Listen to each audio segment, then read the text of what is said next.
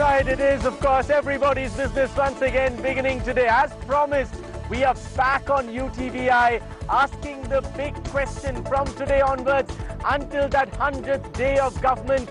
What do you really think about this government's much touted, much hyped 100-day agenda? What does it really mean for you? What do you really feel about it? We will take ministry by ministry, minister by minister, and analyze for you what that 100-day agenda, those 100-day agendas, as it were, of each ministry really means. Beginning, of course, tonight with the big exclusive UTVI survey with my friend YASHWANT of C Voter. He's been there with us steadfast from the elections, continues with us through this month, asking the big question, what does India really feel about the 100-day agenda? Let's have the survey results first for you. What did India, and remember, we surveyed, YASHWANT and his team surveyed 2,500 families, not individuals, families across 20 Indian states. One of the biggest giant surveys ever to find out what India feels about the 100-day agenda. The results. A big thumbs up. Unanimously, India has given a big thumbs up to the 100-day agenda idea. Remember, I say idea, not exactly every plan. I'll answer why in just a bit. 66% of the people surveyed said the 100 days agendas will lead to better performance of ministries and, in fact, ministers. Remember, the survey asked them very specifically, do they think it will do well for the ministers? Do they think it will do well for ministries? They said yes on both counts, 66%. Also, 56% of the people feel that the 100-day agenda will be implemented well by the ministry. They feel it will give them some sense of focus, some direction. Also, 52% of India feels that the 100-day agenda will bring about perhaps a greater sense of efficiency. You'll know why I say sense and not exactly efficiency in just a bit. 19% of the people feel that which ministry will do the best job? Well, it's Mamata Banerjee, mercurial as she is, her railway ministry. All right, 43% completely agree and 30% somewhat agree with the 100-day agenda focus. The exact focus of the government, they think it's a good focus, it's a good idea. But, and this is a big but, 32%, and that's the highest number surveyed, highest number polled rather in this particular question, 32% of the people feel that when those 100 days are over, actually not all promises will be met. That's a critical thing. Some promises perhaps will be met, but all promises, quite often that's what the government does to us, will not be met. Let me quickly then, even as we take your questions, remember, we can take all your questions on the 100-day agenda beginning today for the next half an hour and through the week. Let me turn to YASHWANT Deshmukh. I actually want to come to the last point. 32% believe that all promises will not be met. In fact, if you add up the can't says or don't knows into that, it will become a staggering more than 60%, right. Roughly about two-thirds, yeah, saying that probably it will not be met, or I don't know it can be done or not. Right. I believe that you have done justice to say that the people have liked the idea, right, but it's a big question mark. Is it achievable? Whether or not it's deliverable? Are the ministers going to do, are they going to walk the talk? Big question mark. Idea-wise, it's good, because let's also accept the fact that generally speaking, the politicians have the freedom of being audited once only in 5 years. That's right. This is probably a good idea for the people because they can see, okay, there is a regular auditing, 100 days. So we and UTV are trying to really audit them at regular basis. Exactly. Right. That's a lovely idea. Yeah. I would love to see if they are checked at regular interval, and if you ask the people, give them voice again. They don't have to wait for 5 years to give the verdict. Every 100 days, good enough. I want to see what is being performed. I want to judge it. Even a nursery student, poor chap studying in a nursery or a primary class, probably giving a monthly test or even a tri-monthly test even every third month. These ministries, this government certainly needs to be audited much far greater social audit. I mean, that's something that we've argued for some time now. The other, this thumbs up, did that surprise you, YASHWANT? Because we were talking about, before we went into the survey, we saw the results of the post-budget, we saw election surveys. When we went into this survey, were we this optimistic?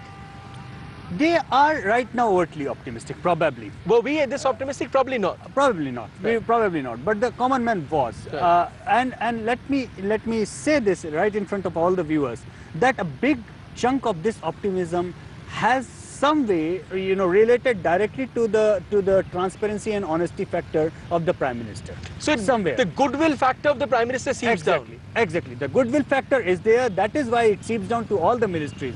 But there is a problem in the reverse trend as well. Right. If something goes wrong, it is the same goodwill which is going to be dented in a big way. So the honeymoon period in some senses of the Prime Minister clearly continues now. How long do you think it will continue?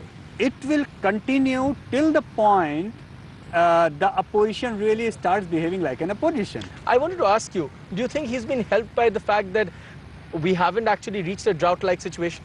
The monsoons have come, the rains have come. Had they been delayed by 3 or 4 weeks, there would have been, the Prime Minister's goodwill would have started to melt. He has been a bit lucky. I mean, no doubt about that. But let's also come to the fact that some areas where there has been no whatsoever it's kind of relief to the people. For example, the inflation, the price rise. That's right. It's all-time high. People have got no respite, no relief in the terms of price rise. But still, people are not directly blaming the Prime Minister. So he enjoys goodwill. He enjoys. He's right now enjoying a honeymoon period. But if these things continue for a longer period, I doubt that this is going to be the same for a long period. So he has to work really hard to see that whatever he is promising or his ministers are promising, somewhere it gets delivered as well. Or okay, it starts getting delivered as well. I also wanted to ask you, Yashwant, the big question is when we look at this survey results, 66% said thumbs up, but only 56% said that the 100-day agenda will be implemented. Is there a gap there? That's the 66% gap. saying that it will lead to perhaps a good idea, but 56% saying it will be implemented. I'm glad that you're hitting the nail right on the head. Right. Because 50% plus something is glass half full and glass half empty. That's right. If I had to make a headline the other way, I would say almost about 50% of Indians feel that it will not be implemented. It will not be implemented. That's right. Yeah. So the idea is good. They have liked the idea, but unless they actually implement it, that's a big question. And 100 days is such a short period. That's right. if you plan and promise something for 100 days, you don't deliver, you get the marks right on the 101st day. Okay. People are not going to wait. You've been with us from the elections and we've gone through this entire process of a big election, the historic victory of the Congress. I wanted to ask you, is the 100-day agenda, declaring every ministry coming out with a 100-day plan, is that a good idea or is it actually a ditch that they're digging for themselves? Because after 100 days, we're going to hold them to these promises.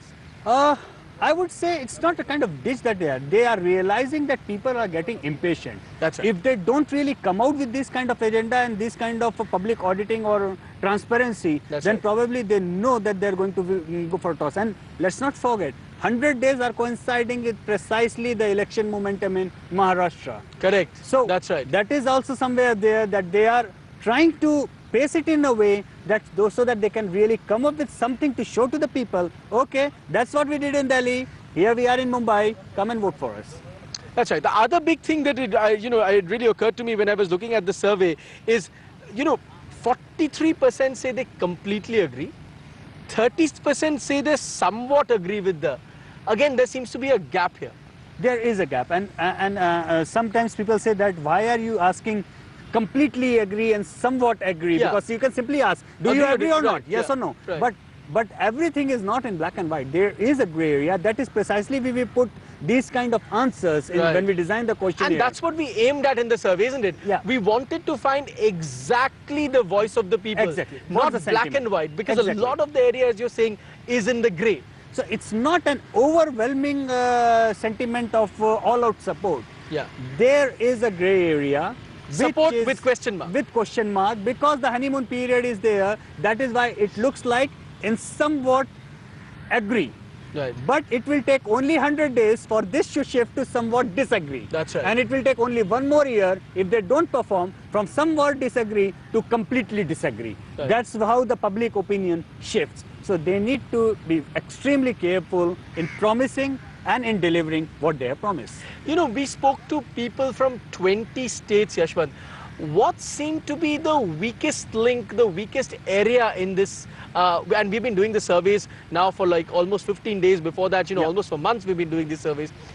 In the entire Congress goodwill, if I were to put it that way, across the states, which is the weakest link? Which area of India is the weakest link? I think the weakest link is still happens to be the rural India.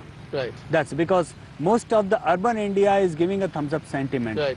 Rural India is still wrapped up in the courtesy of, in the curiosity of monsoons. Okay, hold on to that fact. Rural India is the weakest link. We'll come back and ask the big question. What can they do about this weakest link? Back in just a bit.